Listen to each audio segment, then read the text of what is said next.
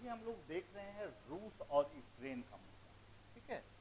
रूस और यूक्रेन के संदर्भ में लगातार प्रश्न आपको बीपीएससी में पूछे जा रहे हैं और यही प्रश्न आपको ईएसआई में भी आ सकता है और बीपीएससी के इंटरव्यू में आगे आने वाले दिनों में है उनके लिए भी ये वीडियो इम्पोर्टेंट हो सकता है, ठीक है। और अभी जो तमाम परीक्षाएं हैं जिसमें साक्षात्कार जुड़ा हुआ है उनके लिए ये वीडियो महत्वपूर्ण है।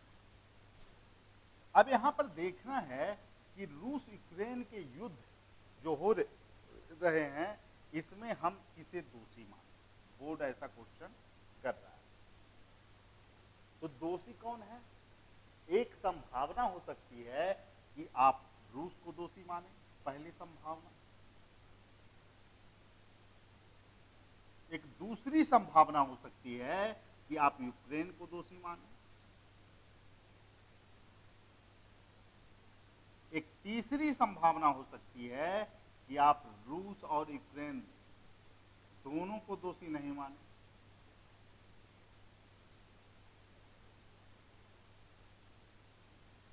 और एक चौथी संभावना हो सकती है कि आप रूस और यूक्रेन दोनों को दोषी माने।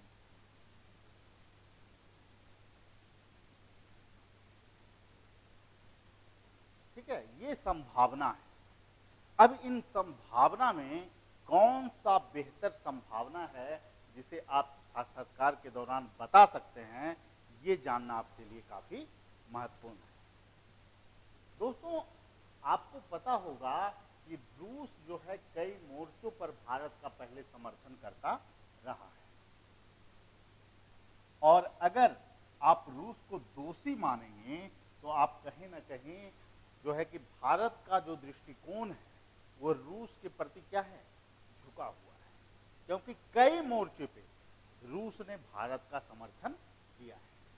चाहे वो आपका 1962 का भारत और चीन के बीच युद्ध हो, कहा जाता है कि अगर उस समय रूस भारत के पक्ष में वीटो का प्रयोग नहीं करता तो भारत के बहुत बड़े भूखंड पर चीन का कब्जा हो गया होता।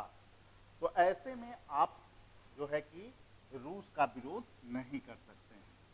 एक दूसरा पॉइंट है कि 1971 में एक ऐसी स्थिति बनी थी जब इंदिरा गांधी बांग्लादेश को स्वतंत्रता के लिए जो चीजें हुई 71 में, कि जो है कि आपको पश्चिम के तरफ से सेना को नहीं आने देना है, भारतीय सेना, और उस दौरान जो परिस्थितियां बनी थी उस समय अमेरिका भी आपको पाकिस्तान के पक्ष में था। वैसी स्थिति में रूस के द्वारा भारत के पक्ष में जखीरा भेजा गया। तो ये जो है आपका ये दो पॉइंट ये काफी महत्वपूर्ण है, ठीक है। और इसके कारण भारत का जो पॉलिसी है कहीं ना कहीं वह रूस को जो है दोषी नहीं बनाने के लिए हमें बात कर देता है। तो पहला विकल्प समाप्त। दूसरा विकल्प ये है कि यूक्रेन दोषी। तो यूक्रेन दोषी, तो यूक्रेन तो रूस के सामने बहुत मजबूत देश है नहीं, पहले नंबर बात। और अगर यूक्रेन दोषी है, अगर इसको हम कहते हैं तो वही बात हो गई कि शेर के सामने आपने बकरी को दोषी मान लिया और शेर हमला भी कर रहा है तो भी आप बकरी को ही दोषी मान रहे हैं। तो यूक्रेन दोषी इसलिए नहीं है क्योंकि मानवता के नाते आपको यूक्रेन के विरोध में आप नहीं जा सकते हैं। तो ये विकल्प भी समाप्त। अब तीसरा जो विकल्प है वो है रूस और यूक्रेन दोषी नहीं, ठीक है। और अगर ये दोनों दोषी नहीं हैं, इसका तात्पर्य ये हुआ कि युद्ध स्वाभाविक है। और जब युद्ध स्वाभाविक है तो एक अलग संदर्भ में हम ये समझेंगे कि जो ये युद्ध हो रहा है उससे जो मानव की क्षति पहुंच रही है, जो हिंसा हो रहे हैं, वो उचित है, और जो आर्थिक नुकसान विश्व को झेलना पड़ रहा है वो भी उचित है। तो ये विकल्प भी कहीं से भी तार्किक प्रतीत नहीं। अब एक चौथा विकल्प है कि रूस और यूक्रेन दोनों दोषी, ठीक है। एक विकल्प ये भी आपके पास है। और ये सबसे बेहतर विकल्प है जिसको आप साक्षात्कार में बता सकते हैं। क्योंकि युद्ध किसी समस्याओं का निराकरण नहीं होता है, युद्ध किसी समस्या का निराकरण नहीं है। अगर रूस और यूक्रेन चाहते तो ये बातचीत के द्वारा इस समस्या का हल निकाला जा सकता है। तो इसीलिए आपको साक्षात्कार में देखिए बहुत ज्यादा नहीं जानना है, लेकिन तार्किक संदर्भों के साथ आपको उत्तर देने हैं। फिर आपको प्रश्न पूछा जा सकता है इन दोनों देशों के युद्ध के कारण भारत पर पड़ने वाले प्रभाव की बात करें तो पहला मुद्दा तो भारत का बिहार से ही जुड़ा हुआ है कि जिसमें मेडिकल के बहुत सारे छात्र जो है कि आपको पलायन किए वहां से ऑपरेशन गंगा, इसके संदर्भ में तो मेडिकल के छात्र प्रभावित हुए। फिर दूसरी नंबर पॉइंट ये हो गया कि इस युद्ध का प्रभाव ये पड़ा है कि पेट्रोलियम की कीमत जो है अंतर्राष्ट्रीय बाजार में बढ़ गई है। यह सही है कि रूस के साथ अभी भी हम पेट्रोलियम रूस से मंगा रहे हैं, लेकिन विश्व के अन्य बास्केट में मात्र हम लोग रूस से कितना मंगा रहे हैं 15 से 17%, बाकी अन्य बास्केट से मंगा रहे हैं, जिसकी प्रतिस्पर्धा के कारण कीमत क्या हो गई, बढ़ गई, क्योंकि रूस से अन्य देश जो है पेट्रोलियम नहीं मंगा रहे। और तीसरी नंबर बात यह है कि इससे खाद्यान्न संकट की समस्या भी उभर सकती है। इसको देखते हुए भारत ने गेहूं के निर्यात पर रोक लगा दिया है, अपनी खाद्यान्न आपूर्ति को सुनिश्चित करने के लिए, खाद्यान्न सुरक्षा को सुनिश्चित करने के लिए। तो इसका खाद्यान्न संकट भी बोल सकते हैं। मतलब कि ये प्रभाव आप दिखा सकते हैं कि महंगाई भी इसके कारण अन्य क्षेत्रों में बढ़ा है। 3 पॉइंट इसको आप बता सकते हैं।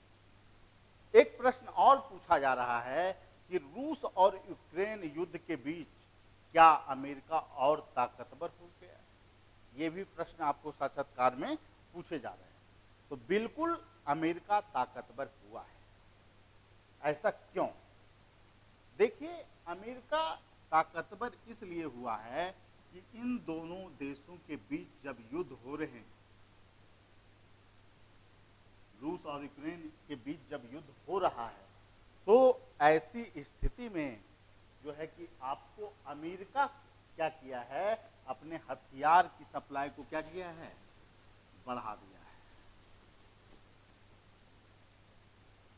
हथियार का सप्लाई बढ़ा दिया है। फिर क्या पॉइंट होगा आपका? दूसरा पॉइंट क्या हो सकता है? गैस और पेट्रोलियम पदार्थ का भी सप्लाई क्या किया है, अमेरिका बढ़ा दिया है प्रोडक्शन। फिर और अगला पॉइंट क्या होगा? खाद्यान्न की उपलब्धता को भी बढ़ाया है।